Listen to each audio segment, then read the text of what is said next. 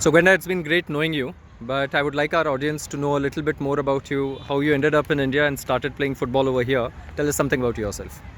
Hi everyone, my name is Gwenda Schobert. I am a player at Young Guns FC and also the team manager. And it actually took me 4 years in Mumbai before I found a women's team and started playing football here. But yeah, that's pretty much my story of how I started playing. Gwenda, thanks for that. And you mentioned that you actually found time before you found a football club in Mumbai, right? So what are the differences for women's sport, women's football in Germany and in India?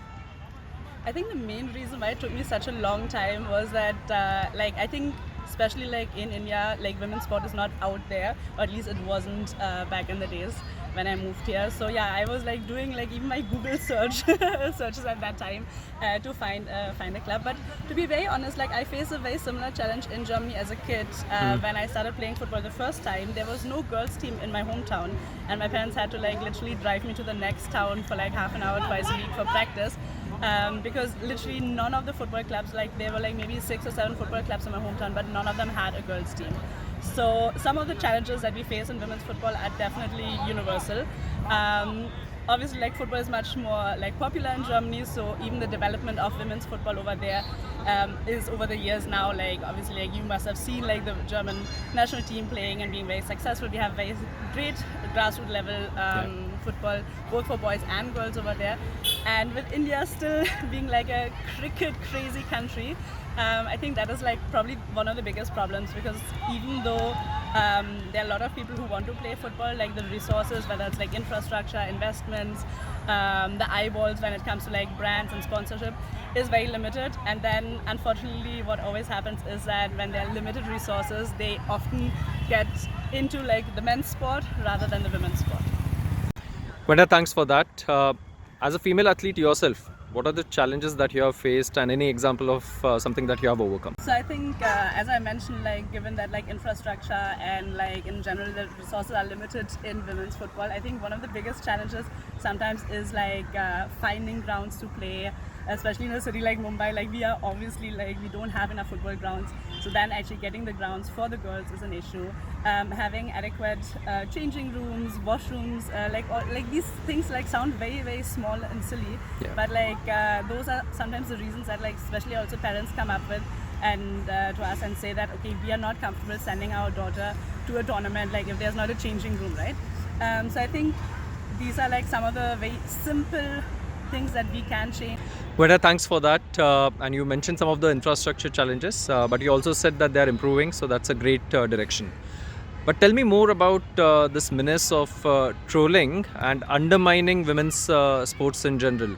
How do you deal with that? Yeah, so I think 100% they're so on so many different levels. I think obviously one which is very common is on an individual level, where girls are playing, whether that's when they post pictures on social media, people commenting sexual things, whether for example one of the reasons again, girls wearing shorts, parents feel uncomfortable sometimes, especially with younger girls, because and I think what is really important is yes, obviously as an individual calling that out on social media, you have the opportunity to block people, to report people.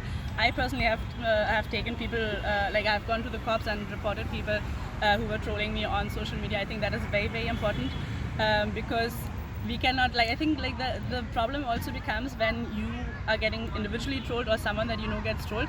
The first reaction usually is that we back off. But why the heck should we back off?